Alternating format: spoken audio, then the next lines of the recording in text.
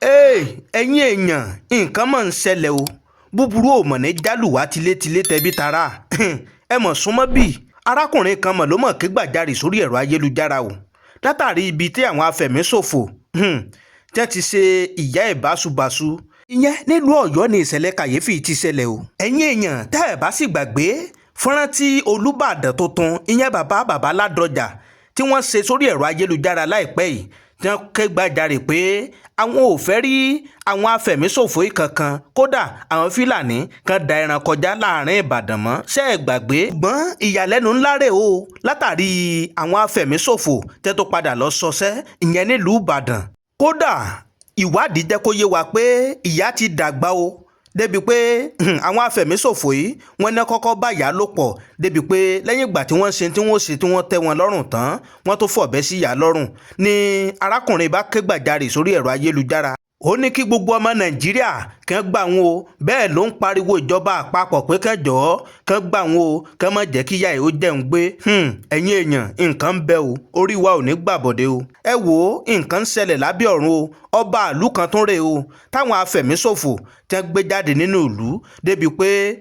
wọ́n ní bẹ̀rẹ̀ sí ní sá bàbá o débi pé ẹ̀mí fi bọ́ lẹ́nu bàbá o ẹ wò ó ẹ̀yin èèyàn ṣé ẹ gbàgbé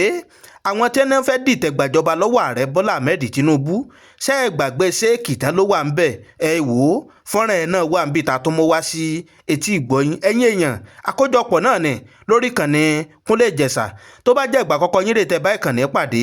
a kí n káàbọ̀ pé ẹ káàbọ̀ sórí ìkànnì wa a kí gbogbo ẹ̀yin olólùfẹ́ wa káàkiri gbogbo àgbáláyé níbi tẹ́ ti láǹfààní àtòrí ọ̀fẹ́ tẹ́ ti ń gbọ́ wa tẹ́ ti ń wò wá lágbára Ọlọ́run Elédùmarè ojú tẹ́ fi ń wò wá ojú náà ò ní fọ́ o etí tẹ́ fi ń gbọ́ wa etí náà ò ní dì oréré létí gbogbo wa mọ̀ gbọ́ o tó bá jẹ́ ìgbà àkọ́kọ́ yín rè ẹ̀yin náà tẹ subscribe button kẹ́lẹ̀ mọ́ jàǹfààní lóòrèkóòrè tá a bá ṣe mú fọ́nrán wá sórí ìkànnì wa ẹ má wá gbàgbé àdéhùn àlámúṣẹ pé gbogbo nǹkan tó bá ń lọ káàkiri gbogbo àgbáláyé làámọ̀ mú wá sí etí ìgbọ̀yín tẹ́yìn náà tẹ́ mọ̀ fojú ara yín rí tẹ́sì mọ̀ fi etí ara yín gbọ́ bó ṣe ń lọ. ìyẹn lórí ìkànnì Kúnlé Ìjẹ̀ṣà Yorùbá ẹja àfura o wọ́n ní pápá òfura pápá ń jó àjà òfura àjà ń jìn bónílé òfura olè ní oko ẹ mọ̀ jà sùn o ẹja ta tí wéré lójú oorun wa o látàrí àwọn afẹ̀míṣòfò tẹ́ ń wọlé Yorùbá tẹ́sí ń gbà ẹ̀mí àwọn èèyàn ẹja múra wọn ní ikú tí ń pojú gbà ẹni òwe mọ̀ ní ń pa fún ni o tọ́ ọ̀rọ̀ ọba tá à ń sọ ìpínlẹ̀ Ondo lèyí ti ṣẹlẹ̀ o látàrí ibi tí wọ́n ti gbé ọba aláyé kódà wọ́n sì sọ pé ọba gan jà fitafita látàrí ibi tí wọ́n ti sá baba débi pé gbogbo bí wọ́n ṣe ń sá baba pé kò wọlé ṣùgbọ́n nígbẹ̀yìn omi pọ̀jọ kà lọ. tọ́ ẹ̀yin èèyàn ìṣẹ̀lẹ̀ kàyéfì tó tún wá ń ṣẹlẹ̀ ní ìpínlẹ̀ Ondo lọ́wọ́lọ́wọ́ látàrí primary election tí wọ́n ló ń lọ ní ìpínlẹ̀ Ondo náà bá tún ní ṣé làwọn mẹ̀kúnnù náà bá bẹ̀rẹ̀ sí ní yọ àdá síra wọn náà tó ń para wọn o. níbi tọ́rọ̀ orílẹ̀-èdè Nàìjíríà dé dúró yìí só tún yẹ kírú èyí kó tó máa ṣẹlẹ̀ láàrin mẹ̀kúnnù látàrí gbogbo ohun tí ojú mẹ̀kúnnù ń rí. tọrọ ìyá tí wọ́n pa nípínlẹ̀ Ọ̀yọ́ ẹ̀yin èèyàn ẹ súnmọ́ bí kódà wọ́n ní ìṣẹ̀lẹ̀ náà àná òde yìí ló ṣẹlẹ̀ o látàrí ibi tí àwọn afẹ̀míṣòfò yìí tẹ́ ti wọ̀lú Ọ̀yọ́ tẹ́ ti lọ kìyà oníyàá mọ́lẹ̀ lẹ́yìn ìgbà tẹ́ tó bá yá ṣe ìṣekúṣe tán wọ́n tó ní kí ọ̀bẹ bọ̀ yá ń lọ́rùn ọmọ ìyá ló wá fi gbé ta sórí ẹ̀rọ ayélujára pé kí gbogbo ọmọ orílẹ̀-èdè Nàìjíríà kan gbà wọ́n ẹ̀yin èèyàn ààbò lórí mẹ̀kúnnù ó ti wá di ọ̀wọ́n gógó báyìí o àfi k'Ọlọ́run Elédùmarè kó máa ṣọ́ gbogbo wa o. ẹ̀yin èèyàn wa àkójọpọ̀ náà ní fọ́nrán yìí lórí ìkànnì Kúnlé Ìjẹ̀ṣà ṣé ẹ gbàgbé àáfàá yẹn Ṣèyíkì tálò náà ń lọ́wọ́ nípa àwọn tó fẹ́ dìtẹ̀ gbàjọba lọ́wọ́ ààrẹ Bọ́lá Ahmed Tinubu tí wọ́n ló wà ní àhámọ́ àwọn DSS ẹ̀yin èèyàn ẹ tó wá gbọ́ o ẹ tó wá gbọ́ ohun tó ṣẹlẹ̀ sí àáfàá tí wọ́n sọ pé àwọn agbẹjọ́rò àáfàá tí wọ́n sọ pé wọ́n ní ká gbé àáfàá wá sílé ẹjọ́ ìyẹn ká lè dá àáfàá sílẹ̀ ìyẹn àwọn agbẹjọ́rò àáfàá ẹ wá gbọ́ bíi tí àwọn DSS tí wọ́n gbà àáfàá lọ kódà wọ́n náà ti gbé Ṣèyíkì kúrò ní àhámọ́ báyìí o wọ́n ti wá gbé lọ sí àgọ́ àwọn ìyẹn ọgbà àwọn DSS nẹ́nà gbé Ṣèyíkì lọ. ọ̀rọ̀ ọba láyé tán wá gbẹ̀mí ẹ̀ nílùú Àkúrẹ́ ìyẹn àwọn afẹ̀míṣòfò ìyẹn ní agbègbè kan nílùú Àkúrẹ́ ní Agamọ community ní Àkúrẹ́ North Local Government. kódà ìwádìí jẹ́ kó yé wa pé alẹ́ àná ní nǹkan bí ọwọ́ aago 7 àbọ̀ nìṣẹ̀lẹ̀ láàbù yìí ló ṣẹlẹ̀ o. bẹ́ẹ̀ ni àwọn àṣírí kan náà tí wọ́n ń fojú hàn lẹ́yìn ikú kábíyèsí tó dolóògbé táwọn afẹ̀míṣòfò tí wọ́n lù pa. wọ́n ní ìṣẹ̀lẹ̀ kan náà ti ń ṣẹlẹ̀ ní agbègbè ń tẹ́lẹ̀ tó jẹ́ pé àwọn afẹ̀míṣòfò yìí wọ́n ti ń jí àwọn èèyàn gbé. ìta ń sọ ló délé yìí o. ṣé ẹ gbàgbé nígbà kan látàrí rògbòdìyàn kan tó ṣẹlẹ̀ láàrin àwọn àmọ̀tẹ́kùn ìyẹn nípínlẹ̀ Ondo débi pé wọ́n jáde sórí ẹ̀rọ ayélujára tí wọ́n ń tú àwọn àṣírí kọ̀ọ̀kan. ẹ mọ̀ pé ibi tí ìrẹ́pọ̀ ò bá ti sí kò sí ní tí ò lè ṣẹlẹ̀ ńbẹ̀. ìrẹ́pọ̀ tí ò sí ló jẹ́ kírú nǹkan báyìí kó máa ṣẹlẹ̀. ní tó fa rògbòdìyàn láàrin àwọn àmọ̀tẹ́kùn ìyẹn ti ìpínlẹ̀ Ondo wọ́n ní 5% of allocation ìyẹn bọ́jẹ̀tì tí wọ́n bá wọn dá. ìyẹn àwọn àmọ̀tẹ́kùn nípínlẹ̀ Ondo wọ́n ní 5% ni wọ́n rìlíìsì lọ́dún tó kọjá tó túmọ̀ sí wípé àwọn àjọ yẹn wọn ò rówó lò. ṣé ẹ wá rí ikú bàbá ọba aláyé tí wọ́n pa nípínlẹ̀ Ondo yìí ó tú ọ̀pọ̀lọpọ̀ àwọn àṣírí. kódà wọ́n ní ọ̀sẹ̀ tó kọjá yìí wọ́n ní àwọn afẹ̀míṣòfò yìí wọ́n gbé aláboyún kan. wọ́n ní kódà lẹ́yìn ìgbà tán tó gba ransom owó tí wọ́n béèrè ní tó tú aláboyún yìí sílẹ̀ kó tó di pé wọ́n padà wá sọsẹ́ lórí kábíyèsí. ìwádìí gan ṣe ẹ̀ jẹ́ kó yé wa pé gbígbé ní fẹ́ gbé kábíyèsí wọgbó kí wọ́n tó gba ransom ṣùgbọ́n wọ́n ní kábíyèsí ni ò farálẹ̀ débi pé ọ̀rọ̀ wá di bọ́ọ̀lù yá mi kó tó di pé wọ́n gbẹ̀mí lẹ́nu kábíyèsí. ṣé ẹ wá rí àkókò tá a wà yìí lákòókò tí election ti wọlé yìí olúkálùkù ó ṣọ́ra o. kódà kékulé ó gbọ́ kó sọ fún toko káàdà ó gbọ́ kó rò fóòdẹ̀ torí ọ̀pọ̀lọpọ̀ àwọn ìjọba wa wọn ò rí tàwọn mẹ̀kúnnù rò ju pé ọ̀rọ̀ election lọ. ìgbà tọ́rọ̀ sì ti di nǹkan báyìí àwọn afẹ̀míṣòfò yìí wọ́n lè máa lo opportunity kí wọ́n fi máa hùwà láabi wọn látàrí pé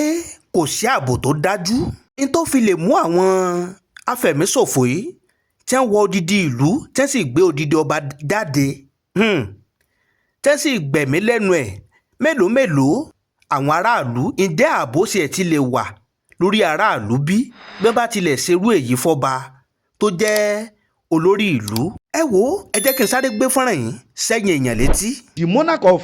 Agama community in Akure North Local Government area of Ondo State, Oba Kehinde Falodun, has reportedly pined by suspected bandits. It was gathered that the traditional rulers was murdered on Wednesday evening while resisting an attempt by the government to abduct him. A source in the community said about 10 armed men stormed the palace and attempted to kidnap the monarch, but he resisted them. Now, ẹ̀yin èèyàn tẹ́ ẹ mọ̀ pé nílẹ̀ Yorùbá tẹ́ ẹ bára wọn ọba aláyé gidi wọn ì dádúró nǹkan ń bẹ lára wọn. ṣùgbọ́n ohun tó bani nínú jẹ́ ni pé wọ́n padà gbẹ̀mí lẹ́nu bàbá. Confirming the incident on our correspondent in a statement on Thursday, the police public relations officer of Ondo State, Mr. Abayomi Jimoh, said an investigation has commenced into the matter. According to him, efforts were ongoing to track down and arrest the fleeing suspect. The victim was later found a few meters away with gunshot wounds. He was confirmed dead at the scene. Upon the receipt of the report, the divisional police officer DPO alongside tactical team from command promptly mobilized officers in collaboration with local security. Punch Online reports that the incident comes week after suspected bandits affected Ayede community in the same local government area and abducted a pregnant woman, Mrs. Mary Jesulayomi, who was later released after a ransom was reportedly paid. Now, ṣé ẹ ti wá rí i pé a níṣẹ́ ṣe báyìí? Àwa mẹ̀kúnnù àwa náà níṣẹ́ ṣe ò pàápàá jùlọ àwọn ìjọba wa látàrí ètò ààbò tó dájú. Tẹ́ ẹ bá sì gbàgbé ìṣẹ̀lẹ̀ tó ń ṣẹlẹ̀ ní ìpínlẹ̀ Ondo yìí kì í ṣàkọ́kọ́ rèé o lórí ọ̀rọ̀ ọlọ́bàdé pàápàá jùlọ bí àwọn afẹ̀míṣòfò yìí bí wọ́n ṣe ń ṣọṣẹ́ nípínlẹ̀ Ondo. Ètò tó wá yanilẹ́nu jù ni pé ọ̀rọ̀ mẹ̀kúnnù a mọ̀ ní láti sùn ká ronú ara wa o kódà ká pe ẹ̀dọ̀ òfin inú ara wa látàrí ibi tí Nàìjíríà dé dúró yìí lẹ́ni pé wọ́n ń ṣe primary election àwọn mẹ̀kúnnù tó wá di ohun tí ń yọ àdá síra wọn. ẹ jẹ́ ká lọ pẹ̀dọ̀fínú ara wa káwa gan ká múra gírí ká yé fẹ̀mí ara wa tàfàlà torí àwọn tẹ́ ń jà fún yìí àwọn èèyàn yìí wọ́n ń sìkíọ̀ ara wọn ṣùgbọ́n mẹ̀kúnnù bó o là á ṣe ń sìkíọ̀ ayé ara wa torí ikú tí ń pojúgbà ẹni òwe ló ń pa fún ni o tọ́ ẹ̀yin èèyàn wa káàkiri gbogbo àgbáláyé níbi tẹ́ ẹ ti láǹfààní àtòrí ọ̀fẹ́ tẹ́ ẹ ti ń gbọ́ wa tẹ́ ẹ ti ń wò wá lórí ìkànnì Kólé Ìjẹ̀ṣà a kí gbogbo ẹ̀yin olólùfẹ́ wa bẹ́ẹ̀ ṣe ń bá wa wo fọ́nrán wa tẹ́ ẹ̀ ń bá wa láìkì ẹ̀ tẹ́ ẹ̀ ń bá wa share rẹ̀ tẹ́ ẹ̀ ń bá wa kọ́mẹ̀ntì tẹ́ ẹ̀ ń subscribe tẹ́ ẹ̀ ń follow wa lágbára Ọlọ́run Elédùmarè ń tẹ́yìn náà bá dáwọ́ yín lé ohun rere báyìí la máa dá sí o ẹ wo ibi táwa fi àdàgbẹ́ ètò yìí sọlẹ̀ sí rè ntẹ́yìn náà bá wá nílé ròǹgbà láti sọ látàrí fọ́nrán tá a mú wá sí etí gbọ́ ẹ̀yin olólùfẹ́ wa ẹ jẹ́ ká gbọ́ èròǹgbà yín lábẹ́ kọ́mẹ̀ntì wa ẹ má gbàgbé àdéhùn wa là ń múṣẹ lórí ìkànnì wa pé gbogbo nǹkan tó bá ń lọ káàkiri gbogbo àgbáláyé làámọ̀ mú wá lọ́lọ́kan òjọ̀kan sórí ìkànnì wa àdúrà wa sí gbogbo ẹ̀yin olólùfẹ́ Kúnlé Ìjẹ̀ṣà ni pé orí wa ò ní gbàbọ̀dé o àní bọ́ sọ́wọ́ agbénipa ẹ wo ire báyìí lójú owó rí ire lójú ọ̀la rí ire lójú gbogbo wa ọmọ rí o ìpàdé wa bí oyin ó dàbọ̀.